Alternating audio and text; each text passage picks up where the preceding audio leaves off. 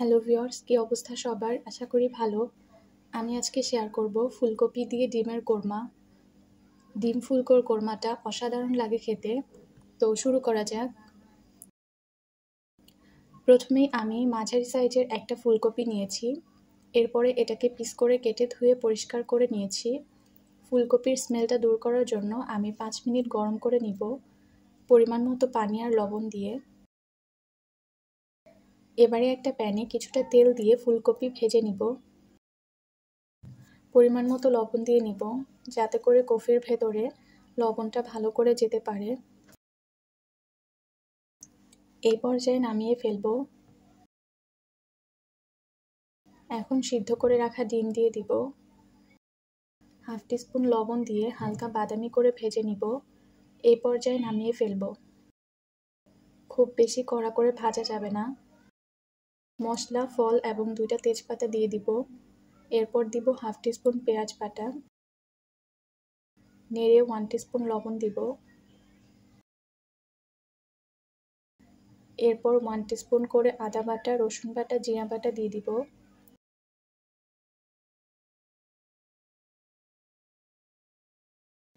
দিয়ে দিচ্ছি half table বাদাম বাটা। বাদাম বাটা অবশ্যই দিতে হবে। আমি এখানে কাজু বাদাম, চীনা বাদাম মিক্স করে দিয়েছি। হালকা রান্না করে সামান্য পানি দিয়ে দিব মশলাটা কষানোর জন্য। এরপরে আমি দিয়েছি বেশ পরিমাণে কাঁচামরিচ, 1 টিস্পুন ধনিয়া গুঁড়া, 1 টিস্পুন জিরা গুঁড়া। ক্যামেরা অন না থাকার কারণে আর ক্লিপটা নিতে পারিনি।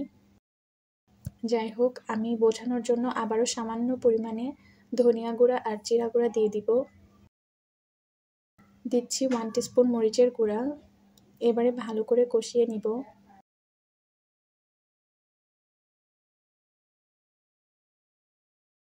এরপর ভেজে রাখা ফুলকপিগুলো দিয়ে দিব।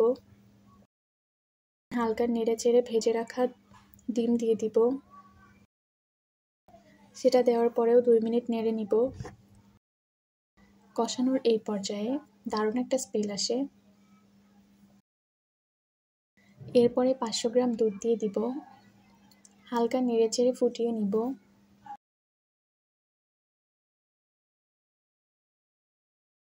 কিছুক্ষণের জন্য ঢাকনা দিয়ে ঢেকে দিব। সবশেষে পেঁয়াজ বেরেস্তা দিয়ে দিব। পেঁয়াজ বেরেস্তাটা ঘরে করা ছিল, তাই আর করে দেখাইনি। হাতের কাছে ঘি ছিল, তাই 1 টিস্পুন ঘি দিয়েছি। এই পর্যায়েও দারুণ স্মেল ছড়াচ্ছিল। সব কিছু একদম পারফেক্ট ছিল। সাদা ভাত, পোলাও বা রুটির সাথে খেতে বেশ মজা লাগে। আমি তো এটা পোলাওয়ের সাথে খেয়েছি। আলহামদুলিল্লাহ, টেস্টটা অনেক ভালো ছিল। রেসিপিটা ভালো লাগলে অবশ্যই ট্রাই করে দেখতে পারেন।